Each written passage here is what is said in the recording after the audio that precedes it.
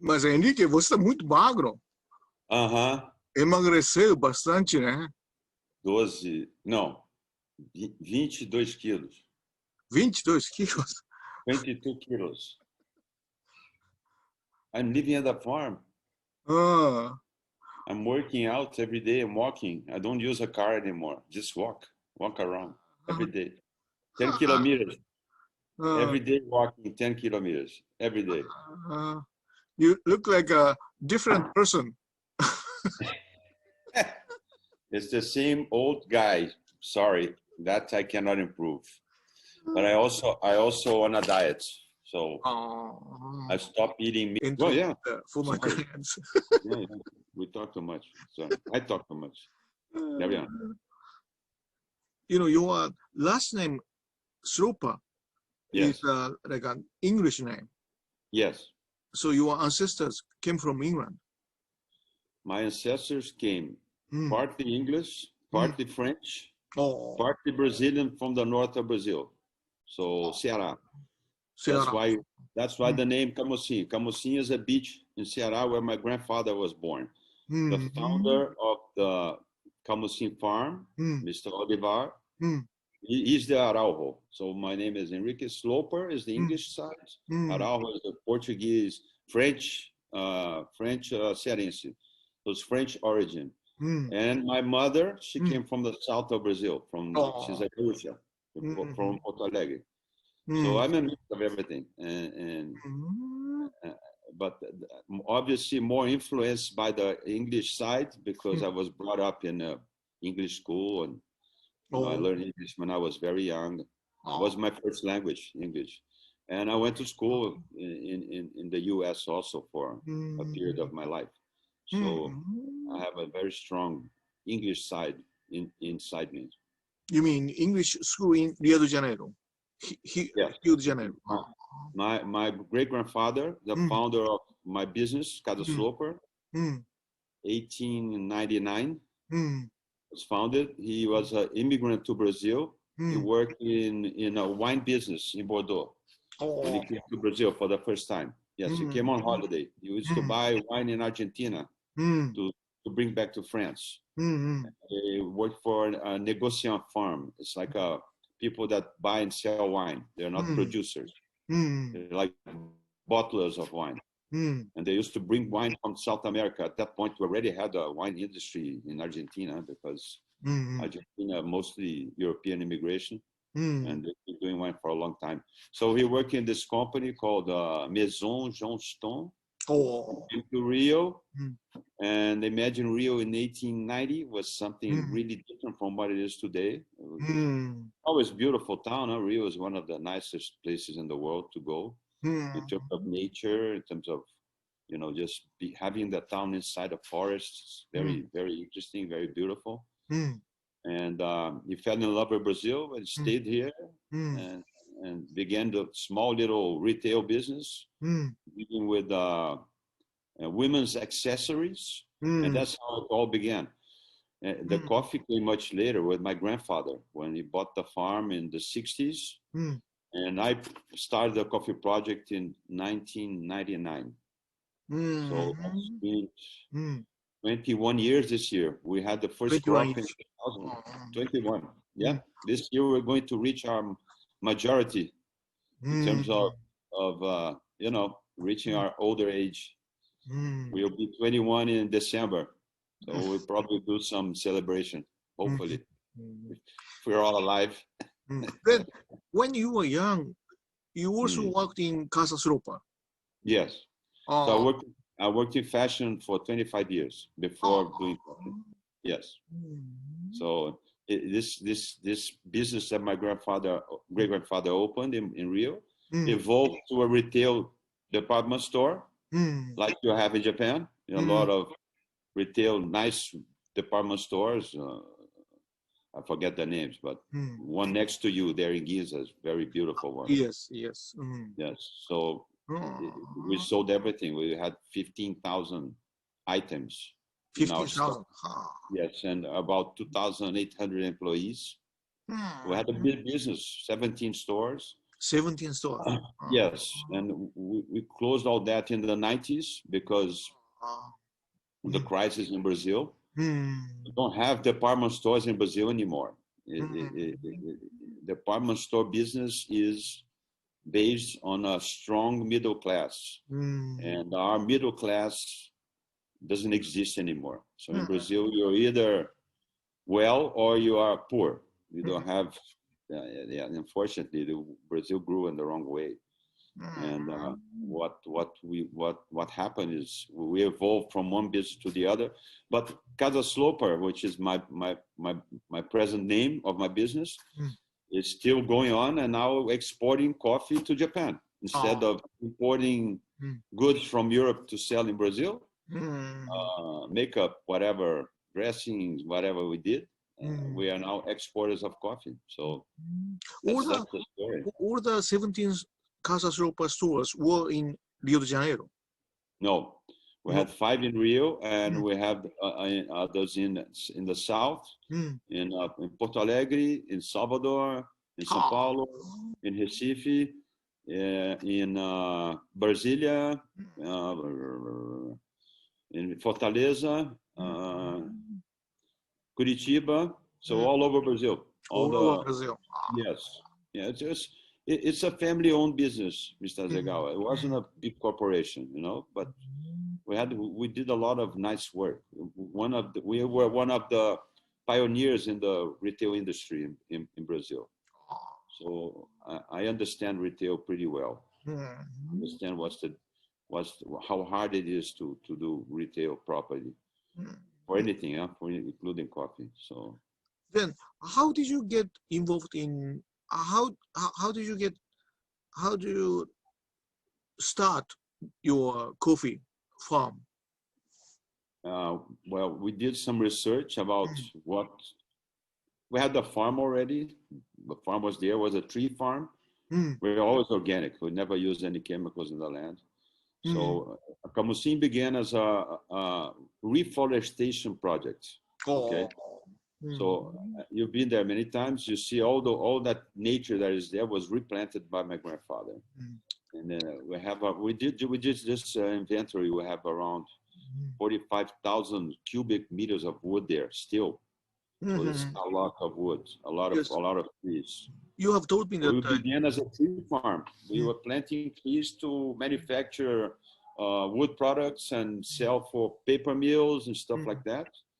And I reached a certain point that there was a lot of wood available in the market, so the prices fell a lot. And we started researching what we could do in the region that would be already adequate in terms of soil and all the necessary steps to be able to grow something. And Espírito Santo has been growing coffee for more than 100 years. We had a coffee tradition in the region. So, and I myself looked into the organic side because it's part of my lifestyle in the period. And I looked at the markets also, and I saw there was a big gap there. There was big demand for more natural, less chemical, more agroforestry kind of agriculture. And that's why we began doing it. It's out of nothing. I didn't know anything about coffee, nothing. I was just a coffee drinker. So I took all the necessary education. I went to SCAA, SCAJ, SCAE meetings. I did all the courses. I went to the Q grading thing. I went to the tasting in Brazil. Now we have a lot of Q graders, but in that period, 99, it was more like a traditional tasting for defects. Yes. And of course, so I did that also with people in Abique here in Brazil. So I did a lot of research. I went to the trade shows before doing anything. So I went to visit some countries around the world: Panama, Costa Rica, Hawaii, to see the coffee plantations in the style that I wanted to do. There was the agroforestry system, so it's not a monoculture. We are working with the forest, not against it. And we inspired by that, we began doing what we do today. And thankfully, I think this is the future of specialty coffee. Everybody's going in that direction of more sustainable way of growing things, less chemical inputs or no chemical inputs. In my case, as you know, we are not only organic, we are also biodynamic. So instead of using chemical inputs, we use homeopathic medicines on the coffee. So that's how it all started. And growing slowly, every year planting a little bit more. I will reach my limit of land use, I think, next year if I keep on planting. And then we partner with a lot of people around us. So we're helping people with the project that we have there, gradually changing from the chemical inputs to the organic side of growing. And one thing, Mr. Hasegawa, nowadays we have very good technology to be used in organic farming. So we have all the necessary products that we can use that are approved for use for organic farming, that are boosters of everything. So we have good composts. We have good foliar. If you need it, you have products now that we didn't have in the past. And we have now digital mapping of everything. We can check the soil every year. It's easy to do these things. We can replenish the coffee plantation with the correct soil requirements. So it actually evolved as I grew, and we have a permanent agronomist there, and she's very up to date with things that are going on. And we've been using all kinds of experimenting with algae preparation now, like fertilizer coming from the sea, from the algae, which is interesting. It's doing good results for the new coffee that we planted. Everything's certified, obviously. So it's still evolving. Fertilizer which came from sea. Yes, alga, like seaweed. Seaweed. Yes. Seaweed preparation. Wow. It's interesting. It's a fertilizer booster of life to the soil.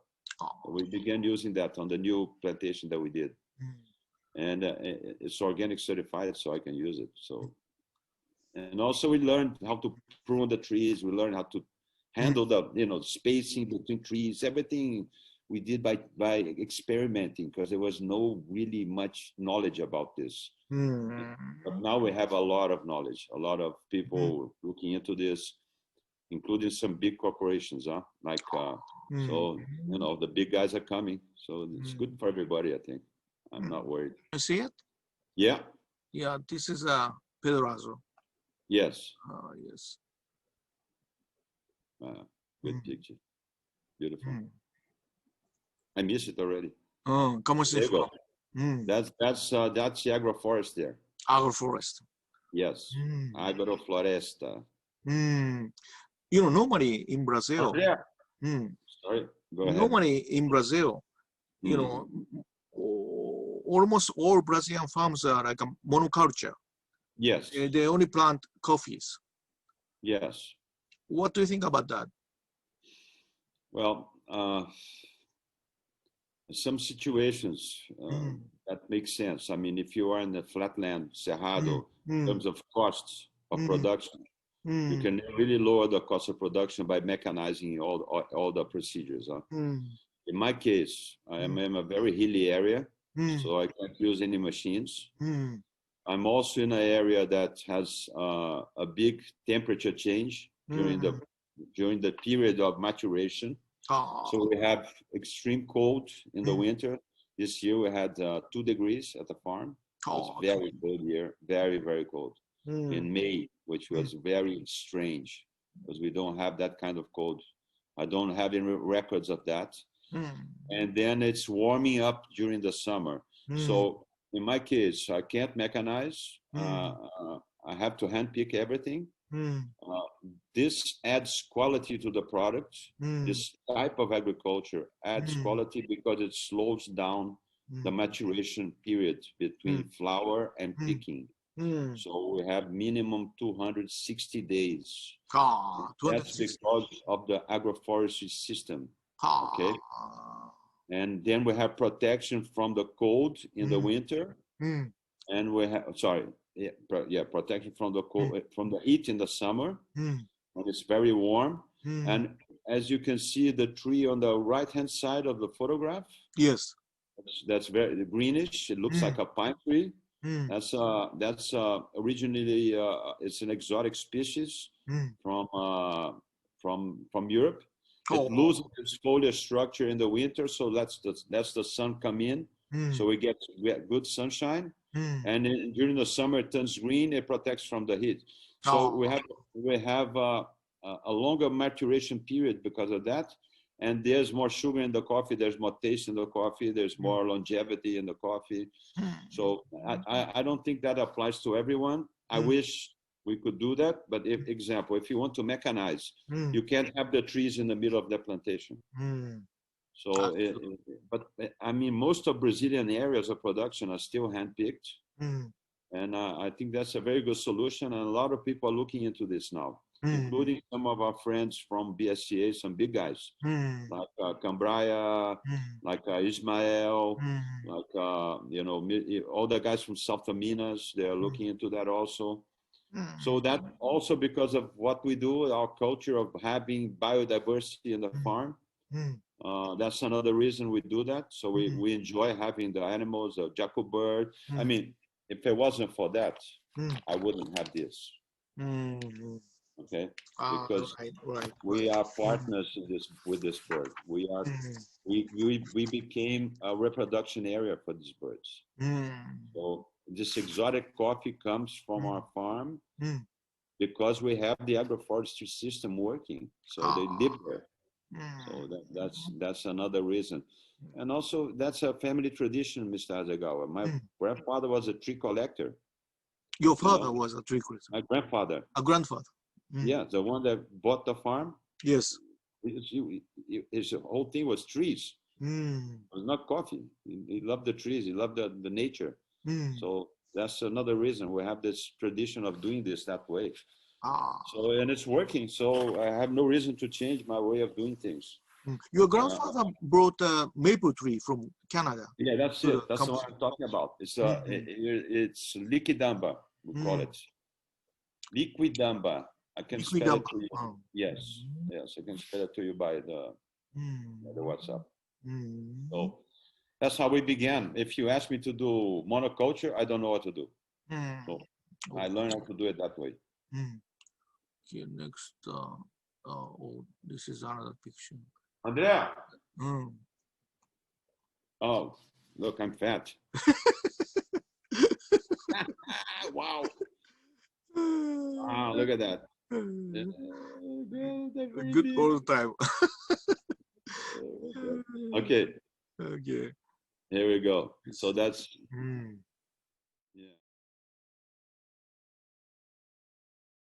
yeah.